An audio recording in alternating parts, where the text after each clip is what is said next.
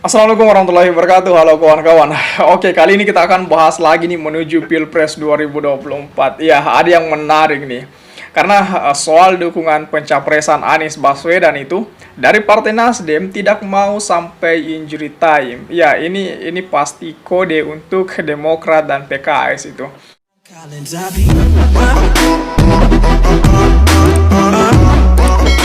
Nah, Wakil Ketua Umum Nasdem Ahmad Ali itu mengatakan bahwa partainya menunggu komitmen dari masing-masing calon mitra koalisi dalam mengusung Anies Baswedan sebagai capres pada 2024 mendatang. Nah, soal penentuan cawapres itu dia menyebut jangan sampai dilakukan pada saat injury time itu. Dia Ahmad Ali itu mengatakan, dia bilang prinsipnya tidak ada orang yang boleh memaksakan keinginannya itu. Nah, menurut Ahmad Ali itu, jika sampai tenggat waktu tertentu rencana koalisi dengan Demokrat dan PKS tak juga dilakukan, maka konsekuensinya Anies tak bisa maju di kontestasi Pilpres 2024. Jadi dia tidak mau bahwa dengan terang-terangan mengatakan bahwa mereka tidak mau pada saat injury time, karena itu namanya mengunci itu. Nah, sementara itu juru bicara dari PKS, Muhammad Khalid, mengatakan bahwa deklarasi dukungan PKS atas pencalonan Anies di Pilpres butuh perhitungan. Makanya dia bilang proses sedang berjalan, insya Allah progresnya itu on the track. Perlu kesabaran dan kedisiplinan itu. Ucap dari Khalid itu. Ia menyebutkan PKS akan bergerak seimbang dengan mengajukan deklarasi dukungan itu.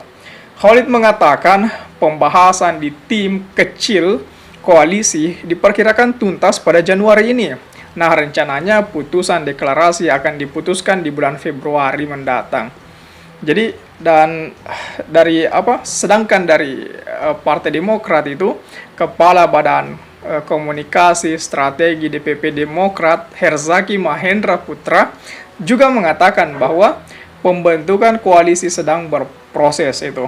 Dia bilang mereka di sana mengedepankan rasionalitas, tidak boleh saling memaksakan kehendak, harus si A, harus si B, itu tidak boleh. Mereka menginginkan berlayar dan menang, itu ucap dari Herzaki itu. Jadi agak sedikit menarik juga di koalisi perubahan ini. Ya, terlihat Nasdem agak ngebet untuk mendorong kedua rekan setimnya itu, PKS dan Demokrat, untuk segera mendeklarasikan Anies Baswedan. Nah, sedangkan di lain sisi PKS dan Demokrat itu ya memperhitungkan banyak hal yang diperhitungkan, entah ke apa dan sebagainya. Mungkin belum ada kesepakatan politik sehingga hal itu belum diwujudkan atau hal itu belum dideklarasikan oleh kedua partai itu. Ya, berhubung kita tahu sendiri bahwa Anies Baswedan belum menentukan cawapresnya itu, belum memilih cawapresnya. Dan saya yakin Anies ini, mengapa Anies sampai hari ini belum menentukan cawapresnya itu karena menunggu calon lawannya, siapa calon lawannya kelak. Ketika calon lawannya sudah ada, misalnya lawannya Puan, oh berarti cawapresnya dia pilih ini supaya kekuatannya bisa menang untuk mengalahkan si Puan ini. Nah, ketika Ganjar ya mungkin beda lagi itu, karena setiap kartu-kartu yang diberikan oleh dari PDIP dan Gerindra jelas akan dibalas juga oleh kartu-kartu pilihan dari Anies Baswedan.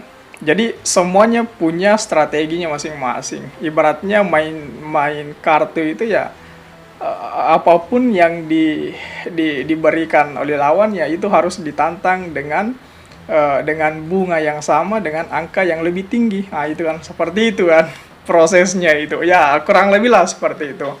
Jadi perlu kita nantikan seberapa jauh koalisi perubahan ini akan terbentuk. Tapi selalu kita lihat bahwasanya nada-nada yang kita dengar itu ya sedikit lagi akan mencapai kesepakatan. Tetapi perlu kita nantikan, karena ada bisikan juga yang saya dengar bahwasanya di tanggal 14 Februari itu ada kemungkinan deklarasi, tapi tidak tahu juga deklarasi, entahkah deklarasi koalisi perubahan ataukah deklarasi Demokrat yang mendeklarasikan Anies, ataukah sekaligus pendeklarasian koalisi perubahan sekaligus deklarasi cawapres Anies. Nah, ini yang menarik untuk kita nantikan. Jadi saya kembalikan lagi kepada teman-teman semua, bagaimana teman-teman menanggapi hal ini? Coba tulis di kolom komentar. Oke? Jadi saya pikir itu saja dulu. Terima kasih telah tiba di sini dan jangan lupa subscribe agar tidak ketinggalan pada video selanjutnya. Sekali lagi terima kasih dan wassalamualaikum warahmatullahi wabarakatuh.